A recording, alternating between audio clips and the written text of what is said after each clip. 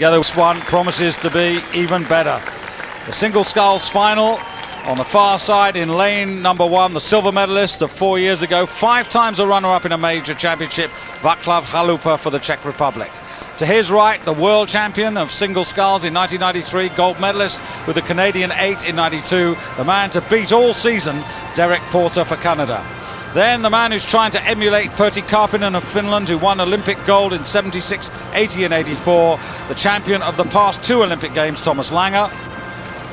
Switzerland's Zeno Müller is in 4, silver medalist a couple of years ago in the World Championships, won his semi and has looked good all week.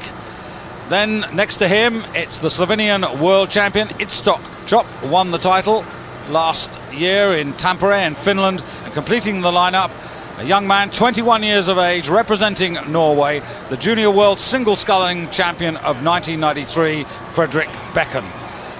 Dan, what a lineup.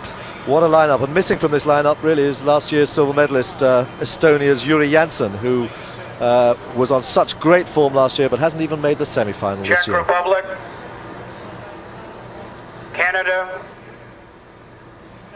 Canada certainly favoured to win here. He's had a great season. Switzerland, Slovenia, Norway. Attention.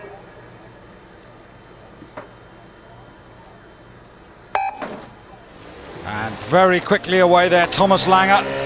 Perhaps the quickest first stroke, but of course, is the form going to work out? Derek Porter won the Lucerne regatta. That's usually the form guide, but is it going to work out today, I wonder? My feeling is that Lange has been biding his time a little bit. He's come back, he took a year out to study medicine, and he's come back over the last couple of years, slowly getting better and stronger. Porter also took a year out, but has certainly been top dog all through this season. I fancy Lange to do something spectacular, but keep an eye out for Čop, who has a great courage and was a worthy winner last year. Here's Čop now, he's from Slovenia, the reigning world champion, and just beyond him, from Switzerland, Zeno Müller. Yes, Zeno, he's a sculler who has good days and bad days. Who knows what this is going to be. So far in this regatta, nothing's gone particularly wrong for him. And here is Thomas Lange, Dr. Thomas Lange, 32 years of age, member of the Ratzenberger Rowing Club. And what he's trying to do now, really tough, to win 3 in a row. Not many do that in any sport. And this would be really tough, because if he did, he'd match one of the great sculling champions of all time, Pertti Karppinen. Well, Lange has 5 gold medals at World and Olympic Champions to his credit. He was 5th in Tampere, 2nd in Lucerne, so he certainly has the wherewithal to pull this off. But coming up to 500 metres, it is Canada's Derek Porter who moved out in front. He leads with Lange in 2nd place. 1:37.85 for the first 500 metres. And here is Derek, who was actually born in Belfast in Northern Ireland, although those of us in the United Kingdom, we would be grossly unfair to claim him as one of our exports. Well, he was stroke of the Canadian 8 in Barcelona, which won the gold medal under Mike Spracklin. Mike Spracklin, the American coach, has taken him under his wing again this year. He's been down in San Diego working with him, and here he is looking very powerful. He let the semi-final slip a couple of days ago. He was leading it, but finished 2nd, allowed it to slip through his grasp there a little bit. I don't know whether that's going to have an effect on him, but here is Zeno Müller, very strong, powerful, contained sculler, makes no mistakes, moves very well indeed.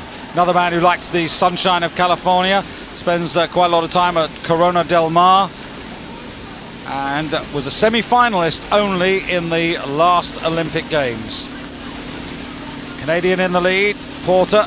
His father Hugh was a member of the British 8 in the Empire Games back in 1958, and Lange trying to stay on terms. At the moment, the Canadian winning the battle. Lange holding a very strong 2nd place there. Just threatening a little bit here in lane 4 is Zeno Müller. He's sitting about a length down on Lange as they come through the 1,000-metre mark. And Čop, in fact, it's Čop just ahead of Müller as they go through the 1,000-metre mark. the world champion in third place, bronze medal position at the moment. Close up here of Porter, very smooth sculling, very powerful sculling. Good shot of him there. Now he's extended his lead there ahead of Langer, 3/4 of a length, looking long and strong. Does he have the flexibility that his compatriot Silken Laumann earlier on did not have? Has he got the flexibility over this last part of the course to wind up the rate when the others start to attack him? He's gone out in front, he's holding it strong. Now he needs to prepare for a wind up for the finish. For the moment it's Langer in second place, and just challenging now and moving ahead is Switzerland's Zino Müller, moving ahead of the world champion Schopp. But here, very cool, very strong, is Langer of Germany. So the race really beginning to unfold now. It's Porter, but only by half a length from Langer. Thomas Langer, has he prepared quietly at home? Has he got this absolutely right? You write him off at your peril. Still looking very solid and well in charge of affairs. Zino Müller, though, really moving up now. He's the third of those boats if you go from the top to the bottom, and in fourth place it's Itzhak Chop just for Slovenia. But here's Zeno, and we're into the last quarter of the race, and the pressure really being piled on. The Canadian on the far side, and Müller now Switzerland. Here he is, and he looks as if he's full of power. Absolutely powerful on that catch. He's winding it right up, and he's moving. He's moved past Langer. He's almost now onto Derek Porter. Now can Derek Porter wind up that rate? Has he got the flexibility? But Müller is moving. 350 meters to go, and Zino Müller has wound it up. He's moving fantastically well. And he's moved right past Porter. Half a length. In 20 strokes, Müller went right through first and second place, and he's now in front by 3/4 of a length. And he's pulling away as well, and not for the first time, in fact for the second time in the space of 30 minutes. A Canadian sculler has been asked a serious question and can't respond. In fact, no one can respond. This is enormous now. Müller pulling away. Every stroke he's going further, and look at his face there. He knows he's got this. He's looking to his left there, and he's so strong the rest can't do anything about it. Porter's being overhauled here by Langer. They've got the battle for the silver and bronze, but clear water, and Zino Müller striding out for Switzerland. He's not going to be caught. This is a fantastic burst to take the gold medal, and who gets the silver? It's just Porter who holds off Langer for the silver. The German takes the bronze, and the world champion a distant fourth within lane one. Chalupa, the Czech Republic, fifth, and the youngster from Norway, no disgrace in this company. What a strike, what a fantastic strike from Müller. Just those last 400 meters, he just turned the pressure up and flew, and it took... Listen to this, Dan. We've got the time 1:36.56 for the last 500. Astonishing, quite astonishing. But he must have known he had that there. He was on form today, and my God, look at that. A length and a half, nearly 2 lengths clear of Porter there, just holding on to that second place, that silver medal. And Langer, well, Langer, reigning Olympic champion, has to be satisfied with third place and the bronze medal. And you can see that on his face. Little philosophical look there. Well, as I said in the race, Dan, they say about Zeno he has good days and he has bad days. Well, he's had a terrific week here, and what an amazing gold medal. Switzerland's first gold medal in Olympic competition since 1928. Astonished that there was nobody who was going to be able to stop Zino Müller today. It was his day, and my God, didn't he fly those last 500 meters. See this again. Very, very horizontal on the drive back. Good connection through the back, through to the legs. Please rise for An the absolutely stunning victory. 3 brilliant scullers, but what a day for the Swiss.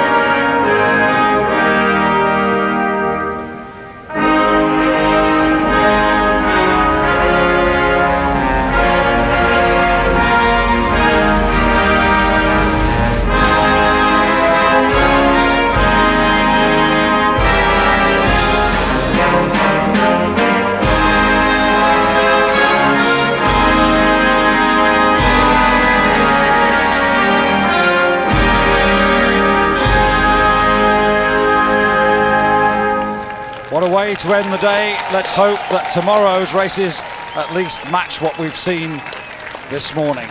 Not only the quads and eights to look forward to, but also for the first time in Olympic history, the